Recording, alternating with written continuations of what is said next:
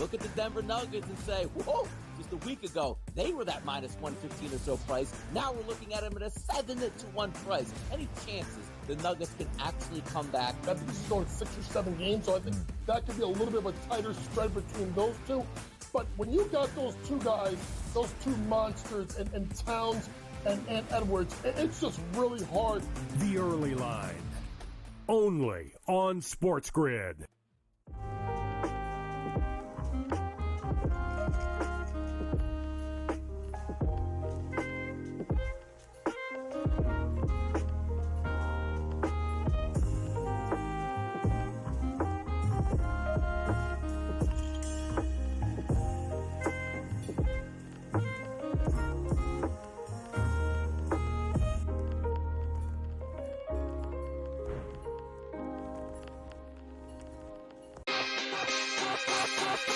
The Cam Rising stuff last year with Utah, 3 months of pretending he was questionable with a torn ACL, ridiculous. It's a lot of gray right now when it comes to this stuff, and we really are. When people say we're in like the second or third inning of sports betting, that's why I agree, because there's so many of those situations that are very, very difficult to explain to a novice. Game time decisions, only on SportsGrid. And now you have to qualify in these majors. You got to go do it, man. Like, and it just comes off really petty to sit up there and be like, I'm not. You know what you signed up for. So I don't like the pettiness, and I 100% think Taylor Gooch should be in the major championships. Mm-hmm. So in the same note, I'm saying this, but also it's like, hey, this is the world in which we live in right now, and you don't deserve anything. Only on SportsGrid.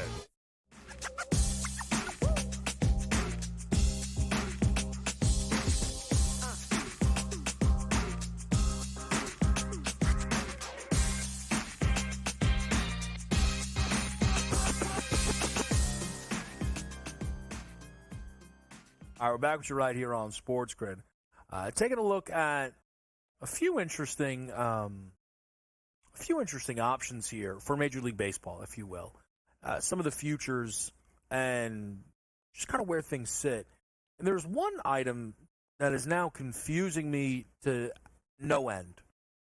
And admittedly, I just stumbled across this a second before we were coming back to break. So I'll let people know. So I'm a little interested in Mason Miller to win the AL Rookie of the Year. He is the closer for the A's, and he is unbelievable. He's been unhittable.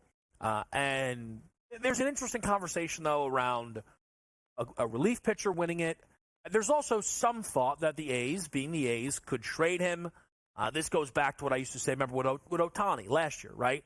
Who was favored to win MVP, but what if the Angels traded him? Now, they were awfully ran and bought at the deadline and then bottomed out, but that's neither here nor there. But that is a FanDuel plus 120 on Mason Miller. Colton Cowser plus 550. Unless my eyes don't work, and I think they do, their AL Rookie of the Year pricing has Colton Cowser at plus 120. No Mason Miller on the board. Evan Carter plus 330, who is the third option here at 7-1 on FanDuel. I can't really figure that out. I'll talk to some people about that to see if they can kind of figure that out. Maybe I'm missing something. But why would one book have Miller, the favorite, posted, and another book have him completely removed? I don't know. That's very, very odd to me. And again, we're not talking about, mom and pop shop here, right? I mean, we're talking about sports books, FanDuel and DraftKings. Very strange. And I'll tell you, rookies, man, lot of juice around these rookies, right? Paul Skeens, who just dominated the Pittsburgh Pirates. 6 no-hit innings, just 1 walk. Nearly had a perfect game through 6. Struck out 11 batters. The number that people were probably most... that's not true. I mean, no hits in 11 Ks is crazy. But also it was 100 pitches for Skeens, who's top stuff in the minors, was it 76? Was low. I don't think he touched 80 in any game in terms of pitches thrown. He did throw 84 in 4 innings against the Cubs in the first start.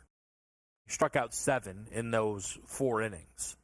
And I played that Paul Skeens season-long under 104.5. Realized I played a bad number. It was 109.5, so I had to play it again. The number's been updated. 151.5. Now, the 109.5, the 104.5, obviously it's not the start that I was going for, right? With Skeens being this incredible, 18 strikeouts in 10 innings. But I wasn't panicked. You don't play a number like that and panic after 2 starts. There was nothing within a realistic world that Skeens was going to do to have me panic on my play within 2 starts. I'm not saying I feel awesome about my bet. He looks as good as anything that you could possibly imagine. But they added 42 strikeouts to the number through 2 starts. Mind you, he went over his strikeout prop on the debut by the hook and then gave you 11 here. So what would have been the over-under strikeouts kind of combo number through the 2 games against the Cubs? 13.5? So he went over that by 4.5 strikeouts? And they added 42 to the number? That's why I bring up the 100 pitches in the 6 innings. The thought is, for a lot of people, they're just going to let Paul Skeens loose here. I'm still hesitant on that. Maybe I'm being naive. But the way that they were acting about Skeens in the minors, certainly a team that didn't look like they were going to want to overexert the future of the franchise, didn't probably feel like they had any reason to overexert the future of the franchise. This is a guy who, by the way, is not pitching every 5 days. Sunday, Monday, Tuesday, Wednesday, Thursday, off. Right? So Saturday to Friday. There was no day off there. So I don't ever want to put bad money on top of bad money. Also, this is not the greatest edge on planet Earth, the 109.5 number. But does it not feel overreactionary to make this number 151.5? I mean, his current Ks per 9 is 16. Am I supposed to just expect that to stay there? The current Ks per 9 leaders, Garrett Crochet at a tick over 12. Glasnow's second at 11.8. You want to project Skeens for the best K per 9 in the league? Okay. It's more than I would have guessed. But I'm obviously not silly enough to suggest he's incapable of such a thing. But now we're sat here. 151.5. By the way, he's a pitcher. I know it's unfair to just throw injury on top of everything, but when you're betting season-long props, you have to factor those in. It's why, when I told Tom Vecchio I was on a Trout prop, he laughed. And I understood it. And guess what? I'm going to lose the bet because he's injured. Again. It is what it is. I knew what I signed up for. I know. That's the same thing with Trout. I believe, you can disagree, is basically the case with every pitcher. Are you telling me people who bet Spencer Strider to lead baseball in strikeouts made bad bets? Based on what? Oh, you should have known he was going to be injured. That's tough. By the way, that was the NL Cy Young favorite gone. AL Cy Young favorite. We haven't seen him yet. That was Garrett Cole. So I don't think it's unfair to have more questions around literally any pitcher being injured. He added 42 strikeouts to the number after 2 games. Well, no, I guess now the idea is he's going to throw 200 innings. I can't get there. And I'll probably bang the under again. And Paul Skeens can just bury me because he's going to day one be the best pitcher in the sport. Which, by the way, does suggest then, no matter how good Imanaga and Yamamoto are, you play some Skeens Rookie of the Year Cy Young. And make no mistake about it, you do play them both. Where is the Cy Young number? See, that's an awful number, 200-1 Skeens for Cy Young. It is. Imanaga is plus 750 to win Cy Young. Look at the gap between Imanaga when we talk Rookie of the Year. Imanaga's plus 150, Skeens is 11-1. Should be 200-1 Paul Skeens to win Cy Young. No, I don't think he's going to win Cy Young. I don't think he's going to throw 152 strikeouts. But I'm just saying, if the books are this certain that this is what the norm is going to be, he may never give up another hit in his career. I don't know. Am I hating on Paul Skeens? I don't think so. He's incredible. 42 strikeouts is what they added to the number. One quick note, just because that was a DK number. Also next to that Skeens specials, Ellie 100+, over 99.5 stolen bases, plus 350. He's well on pace. But just to give you an idea, preseason, because I did bet it, Ellie De La Cruz for 60+ steals was plus 680. Incredible start to his season. We're live on SportsGrid, Game Time Decisions.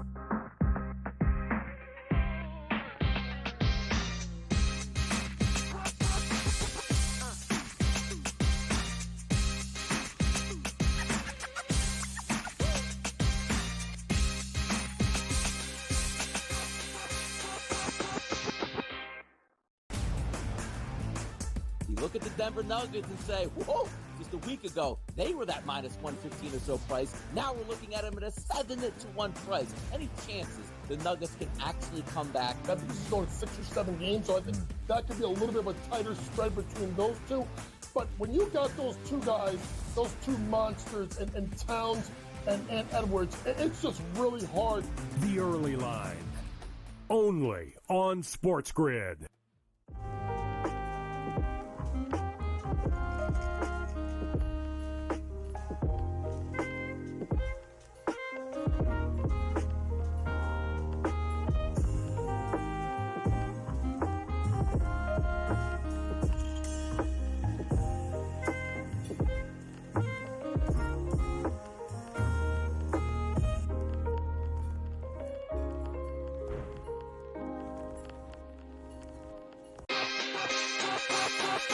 The Cam Rising stuff last year with Utah, 3 months of pretending he was questionable with a torn ACL, ridiculous. It's a lot of gray right now when it comes to this stuff, and we really are. When people say we're in like the second or third inning of sports betting, that's why I agree, because there's so many of those situations that are very, very difficult to explain to a novice. Game Time Decisions, only on SportsGrid. And now you have to qualify, and these majors, you got to go do it, man. Like, and it just comes off really petty to sit up there and be like, I'm not. You know what you signed up for. So I don't like the pettiness, and I 100% think Taylor Gooch should be in the major championships. So in the same note, I'm saying this, but also it's like, hey, this is the world in which we live in right now, and you don't deserve anything. Only on SportsGrid.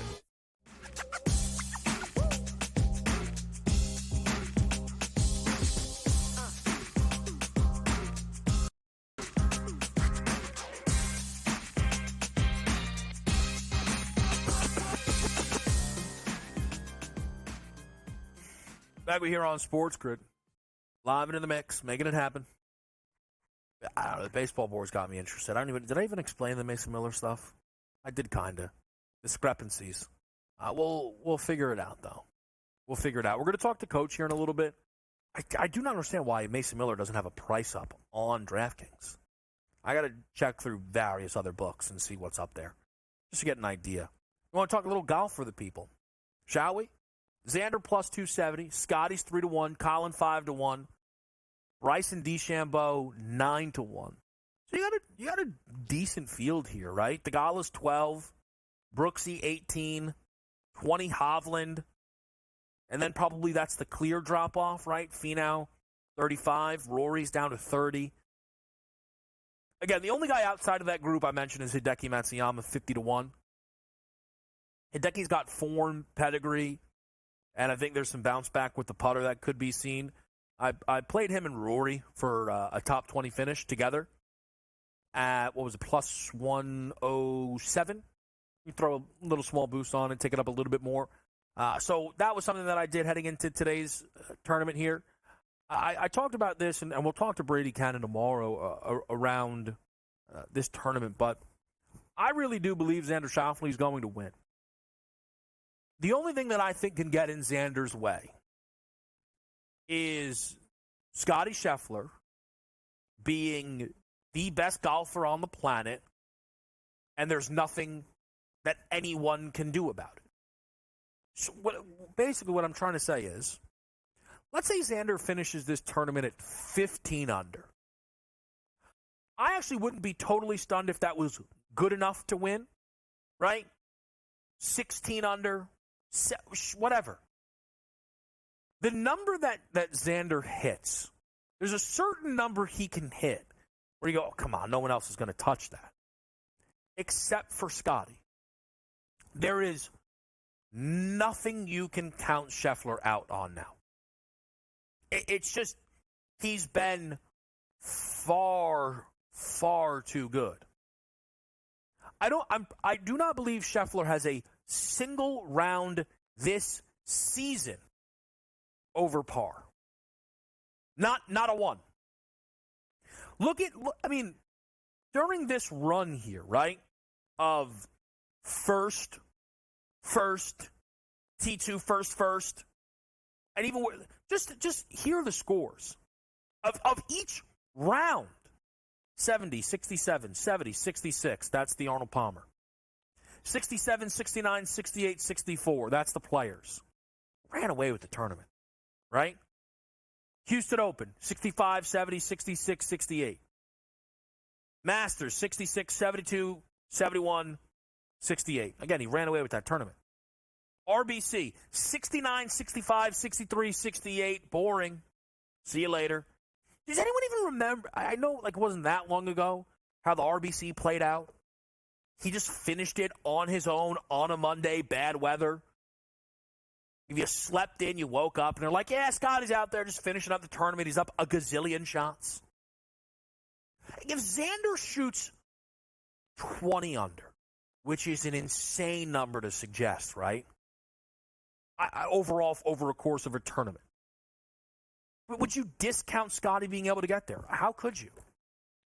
There's nothing that feels out of reach for Scheffler. But with Colin Morikawa, who's been in great form, right? I just think it's Xander's time to break through. That's kind of what we're looking at here for me. I think this is Xander's time to break through and put a major championship on the board. DeChambeau's been playing solid golf. We know that. Theegala looks like he's kind of starting to get himself into a different tier of golfer, right? That kind of feels like what we're seeing here. He's not been able to put a win up on the board this season. He's got a couple of top fives, couple of top tens, right? Second at the RBC, top 10 at the Phoenix Open, Palmer and Players, which was a 3 out of 4 starts.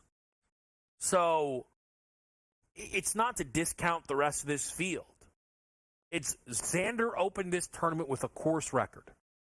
And I think he's too talented of a golfer to be this in form and not see one of these things through. Unless one of the best golfers we've ever seen can just keep rolling. The world where, now, I mentioned those two guys as two of the only 5 that I can see winning it. With Morikawa, look, Morikawa is obviously super talented and is right there score-wise. And then Hovland and Hideki. Hideki's a longer shot. He's 50-1. The deal on Hovland, and, it's interesting because we've kind of been talking with Brady a little bit more about Victor as, his results have been pouring in. And, Hovland last year closed in such a remarkable way that he actually became the world's number one. It was incredible to watch. And you look at this season, and he's one top 20. He has as many top 20s as he has miscuts. You put it like that, right? And at some point, though, you would just like to believe, he's too talented, right? At some point, and last week at the Wells Fargo, he closed strong, finishes T24, and he shot that 68. But, again, we kind of made the point, it was almost an underwhelming 68. I think he was 3 under through 4 holes. And he only kind of finished at a 68 there. You would have, he finished just 3 under for the round. But he put it on the board again yesterday. And if Hovland's figured it out, whatever it is, right? Golf can be a strange game. Whatever it takes to figure it out, he can hit those numbers. If this winning score is 15-16, Hovland can hit it. He can. I played him for the top 20 at even money before yesterday. That's now around minus 350. So obviously I'm happy with where things sit. I hope he doesn't blow up. I will say it does feel like a tipping point, right? Hovland finishes top 5. He becomes really interesting to put a couple of these on the board for the rest of the year. He blows up. Way, way, way more questions start to build. Coach is on deck. We're live with you. It's Game Time Decisions.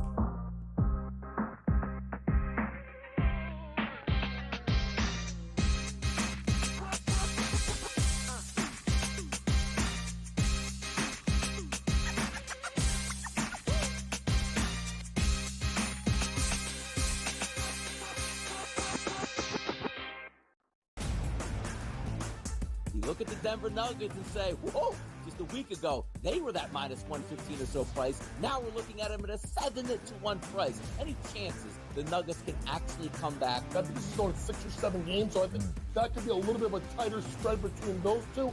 But when you got those two guys, those two monsters, and Towns and Edwards, it's just really hard. The early line, only on SportsGrid.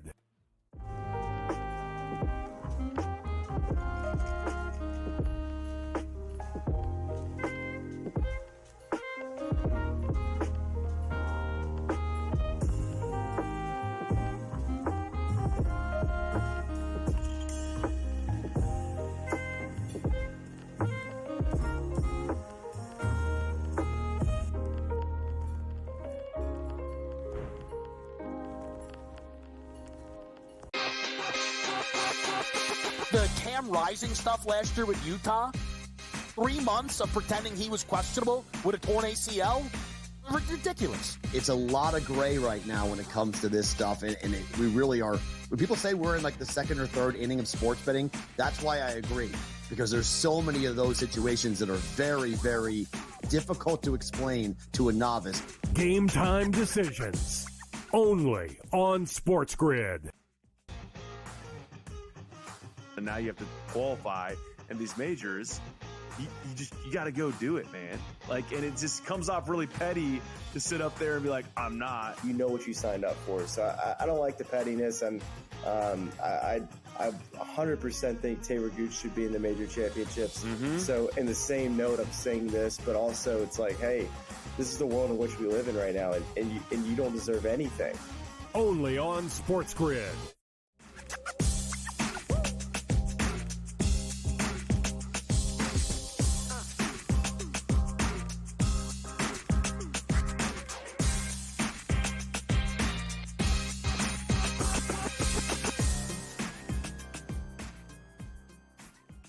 Back with you right here. It's Game Time Decisions live on this Saturday. And I'm joined by Coach James Young. JY, plenty for us to get to here on this Saturday. I figure we start on the W with Liberty Fever because this is a run back here. We're just switching locations. And the Liberty rolled Indiana 102-66 as an 8.5-point favorite at home today, a 13.5-point favorite. That's a line flipping due to home court, maybe a little bit. It was 14.5. So a little bit of drop down, but that's kind of a home court flip. You could certainly see that kind of being the case here. Did you have any major takeaways from the second game of the season between these two teams, Liberty and Fever? Well, number one is the fact that Caitlin Clark's going to be the number one, person on the scouting report. You put Benaja Laney on her. Benaja Laney's one of the best defenders in the WNBA, and they stuck her like white on rice. I mean, they were all over this kid. So to me, and I need people. We've talked about this, Kevin. You understand this because you understand ball. I think people disrespect, if you don't watch the WNBA enough, you disrespect the level of talent in that league. And just think, oh, Caitlin Clark did this. Caitlin Clark's going to go do that. You got to remember, folks, a couple of years ago, Sabrina Ionescu was putting up not the scoring numbers, but the all-around numbers, and it's still you have nights where Sabrina shoots the ball like hot trash. You know what I'm saying? So I think what people need to realize is when you have it's different than the NBA, right? There is no real training camp, Kevin, because half the players are overseas and then they come back. This girl played the national championship on Sunday, got drafted on Tuesday, and the regular season started, 5 weeks after that? So to me, we have to temper our expectations in regards to Caitlin Clark. I think the focus needs to be solely, to me, on the rebounds or the rebounds plus assists. That is where you're going to make your money with Caitlin Clark. Stay away from the points. Let her get settled into the league, into the speed of the game. Let other players play better because they have not, Kevin, so far. Let them get going. That will loosen up the scoring. Rebounds, assists. That's where I would stick to with Caitlin Clark. So I think there's a lot to unpack there, Coach. But let me just say this. I don't think people were disrespecting the WNBA when they said Caitlin would come in and be amazing. Nobody said Cameron Brink was going to come in and win DPOI, right? Or that Angel Reese would make the All-Star team. It's that one singular player would be able to hit the ground running in her rookie season. She scored 20 in her debut. I know she had 10 turnovers. She went over a points prop, though, in the game, JY. Now, she was obviously very bad here in Game 2 scoring the basketball. As you mentioned, though, over the rebounds, over the assists, there's still money to be made on some of these props here. Also, listen, Game 1 against Connecticut, Game 2 against the Liberty, Game 3 against the Liberty. Listen, if the season started Game 1 against the Sky, Game 2 against the Sparks, Game 3 against the Sparks, this might be a different conversation here. I mean, I'll tell you this right now. When the Indiana Fever stopped playing every single one of the teams that were in the semifinals last year, right? The next game, who do you think they play? The Sun. How about after that? The Storm. I mean, I don't know who put this schedule together. Oh, it's obvious, okay? Kevin. No, it's obvious. They put it together with the fact that they were putting her on national TV. They did this kid, Kevin, they did this kid no favors. Because for them, their thought is get her in front of the high-profile teams with stars, Brianna Stewart, Alyssa Thomas, Jewel Lloyd, Skylar Diggins-Smith, Awuzie McKay. Like, they're putting her up against the stars as a way for her to build up the league right off the bat. This was surely done marketing-wise. I mean, let's be honest. Today, they have a doubleheader. Smart by the WNBA. 1-3. Caitlin Clark, Liberty. Next game, Aces. This is no different than the 1980s on NBA or CBS when it was Magic, Lakers, Bird, Celtics. Doubleheader every weekend because they need to drive the ratings. Yeah, I think it's a good point. It would be a tick better if she came out and gave him 30, quite frankly, if you want to really draw the eye. She will, though, during one of these games. She might go off tonight. Points props down to 18.5. We'll talk about it in the rest of this WNBA slate next, right here on SportsGrid.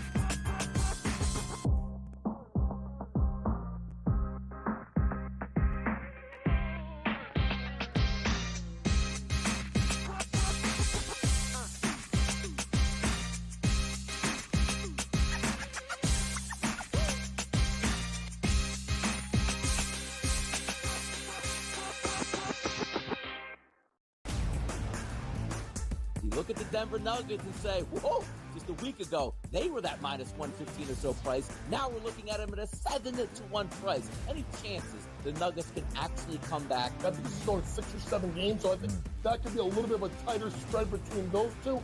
But when you got those two guys, those two monsters in Towns and Edwards, it's just really hard. The early line. Only on SportsGrid.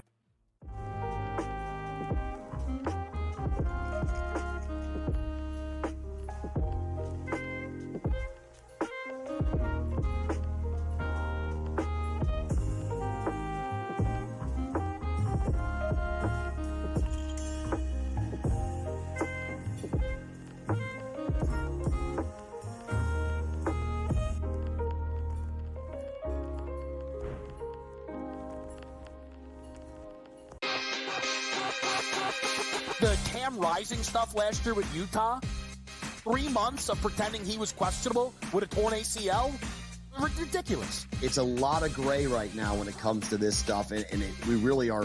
When people say we're in like the second or third inning of sports betting, that's why I agree, because there's so many of those situations that are very, very difficult to explain to a novice. Game time decisions. Only on SportsGrid. And now you have to qualify in these majors. You got to go do it, man. Like, and it just comes off really petty to sit up there and be like, I'm not. You know what you signed up for. So I don't like the pettiness, and I 100% think Taylor Gooch should be in the major championships. So in the same note, I'm saying this, but also it's like, hey, this is the world in which we live in right now, and you don't deserve anything. Only on SportsGrid.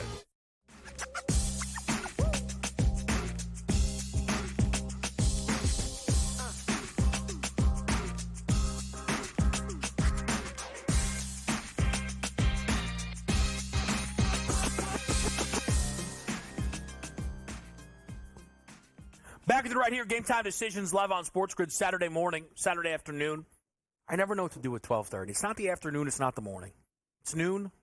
It is what it is. It's also Coach James Young right here with us. JY, let's go through this slate here. 4 games today. I'm sure you'll hit it plenty. Betting Above the Rim live at 1 o'clock. Coach James Young, Scott Farrell. It's a great slate here. I have a straight play that I'm going to play within Aces Sparks, but how are you betting today's WNBA card? Well, right off the bat, I'm going to go right back to where I went to last game. I'm going to go Caitlin Clark, 6+ assists. It was at plus money last game. She hit it. She got the 6. It's plus money today, plus 102. I'm going to go ahead and play that. I'm not going to touch the game here because as good as the Liberty are, they give you some weird performances, and it's interesting. They're 14-point favorites today, right? I think there were 7.5-point favorites on the road. Now, a team that's just as good as we do think as the Liberty is the Connecticut Sun. They were 7.5-point favorites at home versus Caitlin Clark. I can't go to 14, so I'm going to stay away from that. I'm going to just go Caitlin Clark to get over her assist prop. When you get to Vegas Aces Sparks, I think this is going to be another game that's going to be a trouble for Cameron Brink. Minus 19, yikes. I can't go there. Cameron Brink right now to get 6+ rebounds is a minus 168. To get 8+ rebounds, it's a plus 168. So to me, I can't touch Cameron Brink because she's got a propensity for foul trouble. So to me, I'm just going to go Aces first half in this game. K-Dub, I think they're up big. The first half line is, I got to get the exact number it was. I think it's like 10.5, if I'm not mistaken. I'm going to take them in the first half margin to go ahead and be up by double-digit points. When you get to game number 3 and you look at Chicago versus Dallas, this game should be about pace. It should be up and down. So I do look at over that 165.5. Teresa Weatherspoon is going to push the pace. Dallas, obviously, with Awumbawale, is going to be willing to follow suit. Last game of the night, Atlanta, Phoenix. I was a big believer in this Phoenix Mercury team. I like them to go their win total over. They have not got off to a good start. They are +2 at home. I'm going to go ahead. I'm going to take them plus the points. They get their first win this season. So I will say quickly with that Phoenix team, I was thinking about playing Taurasi tonight under the 16.5 number, but I want to just kind of see how things balance out. Of course, still no Brittany Griner. We did play the Copper over 1.5 made threes in that opening game on the idea that she's just going to shoot a lot more threes this season over the course of the year, and she did attempt 7 in that first game, but they moved that juice up a little bit too much that I'm happy with my game 1 winner. I'm just going to kind of let things sit, but she should average 2 threes per game comfortably, I think, on the year. As far as Chicago and Dallas goes, you guys know I'm interested in Angel Reese. Her points prop's 11.5, which hit in game 1 with 12 points on 5 of 14 shooting from the field, 2 of 8 shooting from the line, and she fouled out. But I average 15 a night, so I don't need to kind of double up. I'm happy to let Angel Reese do her thing. My action today does come at Aces Sparks, Rakia Jackson, over 7.5 points. I think this is a perfect spot for the 4th overall selection of the Sparks to not necessarily shine, just get over a number. Last game, 18 minutes off the bench, scored 7. 3 of 10 shooting. Jackson so far struggling with efficiency. She hasn't hit a WNBA 3 just yet, regular season and preseason action. Give us one of those. We're nearly halfway home. There will be volume. I expect at least 2, if not 3, to be taken in this game by Jackson. So if just efficiency checks in, we can get there. But this is where you use the number to your advantage. 18, 19-point spread. This thing can be an absolute blowout. By the way, it can be a blowout. They cannot be covering the number. Jackson's getting her minutes regardless. Okay? And if she's out there in garbage time, I mean, look, let's run some 1-on-5 here. All Jackson all the time. So over 7.5 points for a best bet, plus 205 to get to 10 tonight for Rakia Jackson. I think this is, again, a breakout spot is not exactly what I'm banking on. I am not banking on Rakia Jackson being the takeaway from this game. The takeaway is going to be Aja Wilson flipping to minus money to win the WNBA's MVP. But I am looking for Jackson over the number. Quickly, JY, on Aja Wilson, and I was kind of, hitting this on opening night with people. She's even money to win the league's MVP. I fully expect her to win it, but I cannot bet that price. Last year, plenty of people thought she was deserving to win it. She received the 3rd most first-place votes. Alyssa Thomas, who I personally, if I was given a ballot, would have comfortably had 3rd behind Stewie and Aja Wilson, received the most first-place votes. And, oh, by the way, she didn't win the award. I do think part of the reason that Aja has the number on her that she does is the idea that voters are going to look to get this right after Aja just won a finals MVP, back-to-back titles. Okay, what are we doing not giving her league MVP? I can't trust this voter pool. I cannot do it, even if I think Aja is still ultimately going to be the league MVP. I'm curious what you think of the market. No, I thought Aja Wilson's going to win the MVP as soon as she didn't win it last year. It's what she did in the WNBA finals. She's going to be a woman possessed. If you're going to put money on someone else, I'm not going to put it on Stewie because I think they're not going to give it to her after she got it this past year, Kevin, right? I think Alyssa Thomas is going to have a great year, but having Brianna Jones back from the injury is going to take away some of her numbers, right? I would be intrigued to put a small ticket on Nafisa Collier at 11-1. Just because a value play, I think Nafisa is an outstanding player. Remember, folks, she missed the year before because she was pregnant. So and I think she missed the beginning of last year because she was pregnant. She had to kind of work her way up. And this is a phenomenal player that could score inside and out. And if you start looking around and saying, okay, well, what team could possibly make that jump and get into that upper echelon of the WNBA? Meaning, who could be that 4th best team, right? Behind Vegas, New York, Connecticut. To me, it could be the Minnesota Lynx.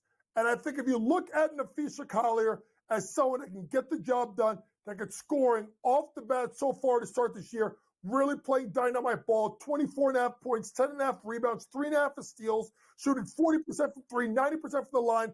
Kevin, Nafisa Collier is going to put up numbers. So if you want to take a value play, not a lot of money, for someone to kind of come out of nowhere, Nafisa Collier at 11-1, and because she's a UConn kid, she already has the name behind her, Kevin. That would be my value play if you take anyone else on the board. Yeah, for me, so I mean, look, I love this Lynx team. I have them over the 17.5 wins. I consider the 45-1 title price. Ultimately, we'll see what happens when Dorda gets back. And look, I don't like the Seattle Storm whatsoever. 2-0 Lynx, 0-2 Storm. I'm not. If I'm doing value, I'd rather just bet Alyssa Thomas, quite frankly. 2 games in, she's averaging a triple-double again. Like, if Alyssa Thomas averages a triple-double, which is going to be really hard to do, but if she does, she got the most first-place votes last year. Like, there's not enough of a gap there for me between Collier and Thomas at plus 850. Like, I know Stewie's incredible, and she just lit up the fever, but I can't get there at the plus 850 number on Stewie. But, and again, she won the award. My problem with Aja is the price. That's the problem, is she's even money to win an award on the idea that the voters are going to give it to her because they should have last year. I can't get there on that price. Let's go to the NBA next.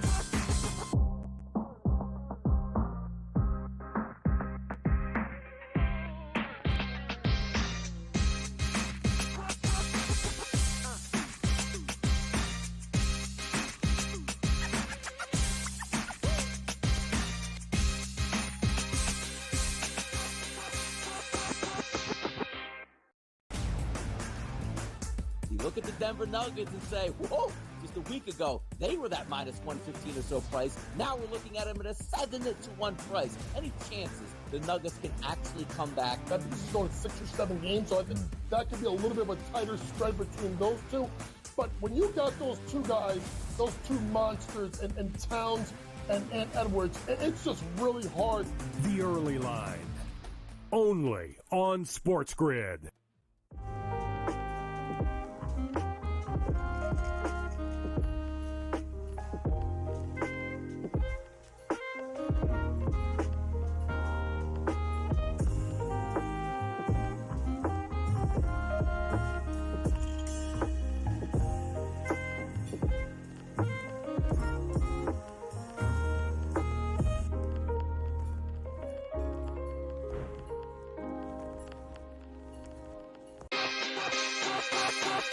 The Cam Rising stuff last year with Utah, 3 months of pretending he was questionable with a torn ACL, ridiculous. It's a lot of gray right now when it comes to this stuff, and we really are. When people say we're in like the second or third inning of sports betting, that's why I agree, because there's so many of those situations that are very, very difficult to explain to a novice. Game time decisions, only on SportsGrid. And now you have to qualify in these majors. You got to go do it, man. Like, and it just comes off really petty to sit up there and be like, I'm not. You know what you signed up for. So I don't like the pettiness, and I 100% think Taylor Gooch should be in the major championships. So in the same note, I'm saying this, but also it's like, hey, this is the world in which we live in right now, and you don't deserve anything. Only on SportsGrid.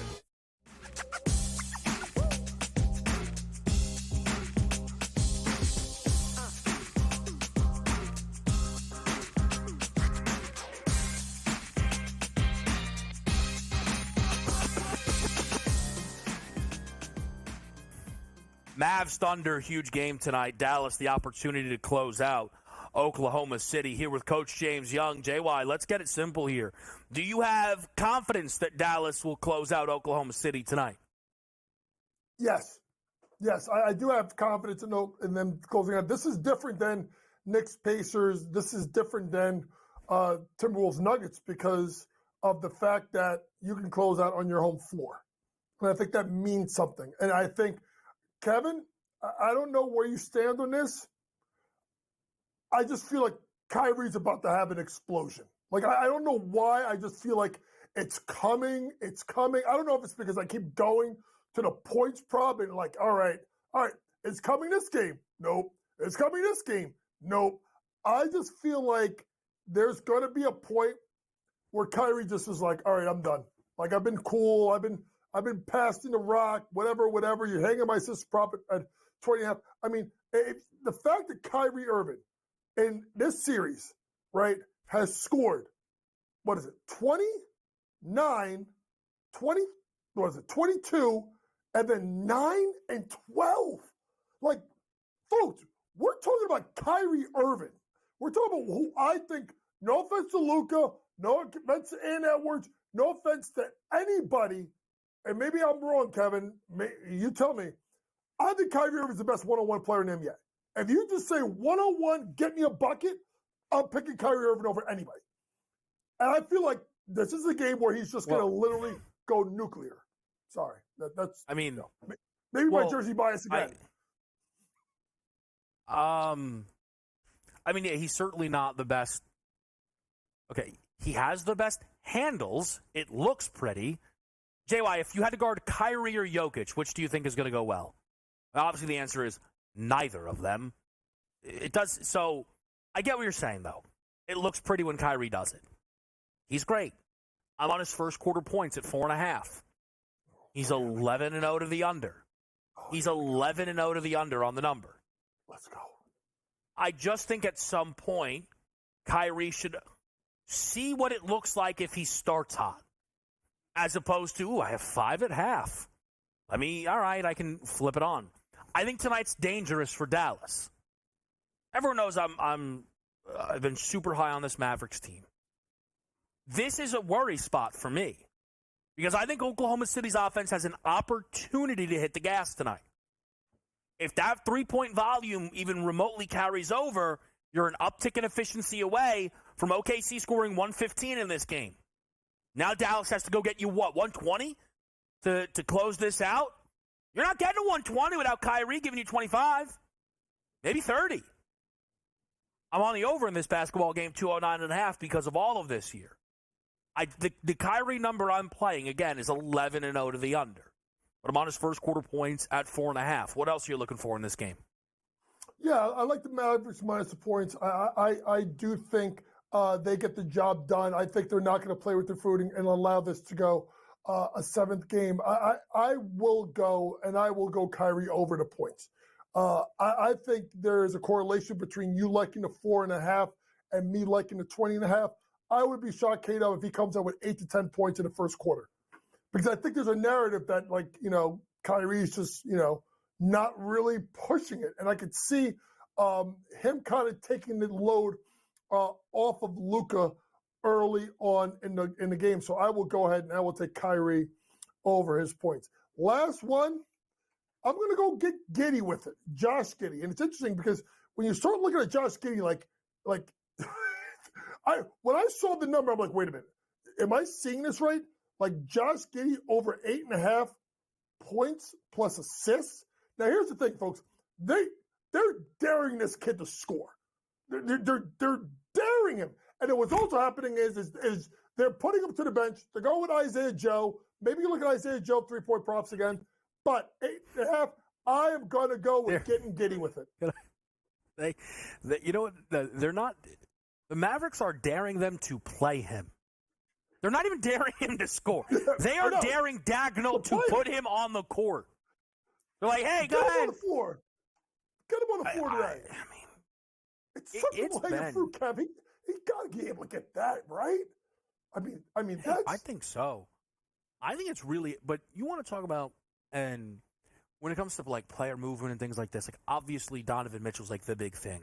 But the Oklahoma City Thunder have a guy who played 80 games for them and started all 80, who's averaging 13 minutes a game now in a pivotal series and got benched.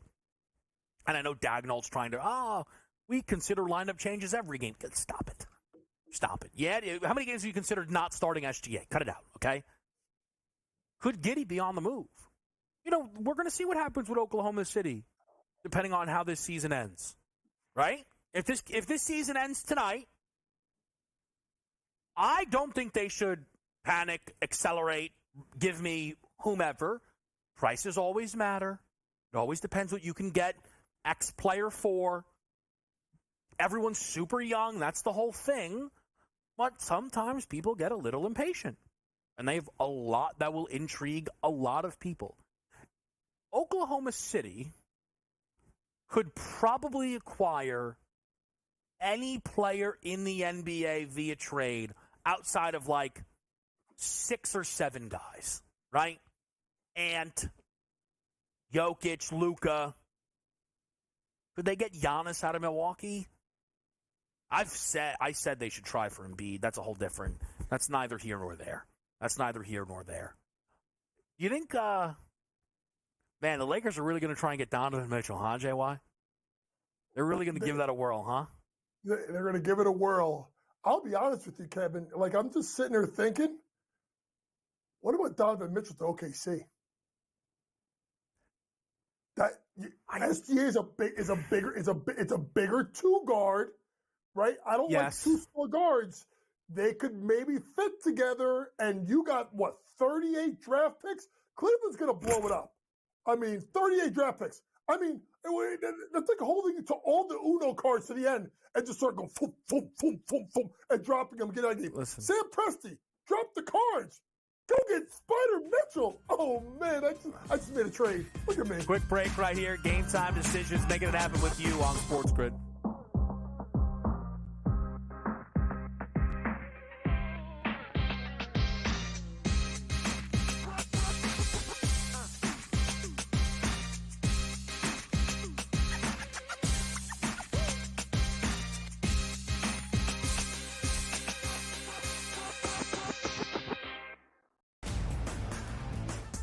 Look at the Denver Nuggets and say, whoa, just a week ago, they were that minus 115 or so price. Now we're looking at them at a 7-1 price. Any chances the Nuggets can actually come back? I think this is going 6 or 7 games, so I think that could be a little bit of a tighter spread between those two. But when you got those 2 guys, those 2 monsters, and Towns and Edwards, it's just really hard. The early line. Only on SportsGrid.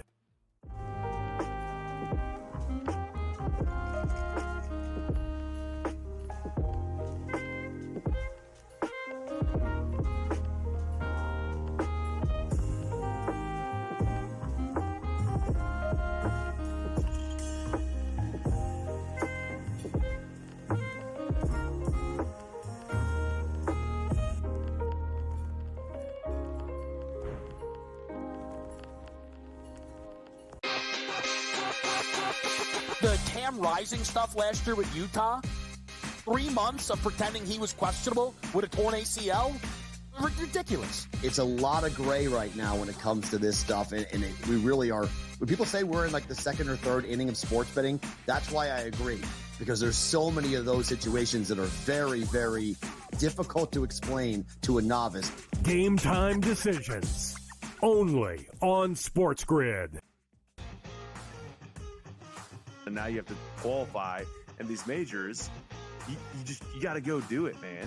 Like, and it just comes off really petty to sit up there and be like, I'm not. You know what you signed up for. So I don't like the pettiness, and I 100% think Taylor Gooch should be in the major championships. So in the same note, I'm saying this, but also it's like, hey, this is the world in which we live in right now, and you don't deserve anything. Only on SportsGrid.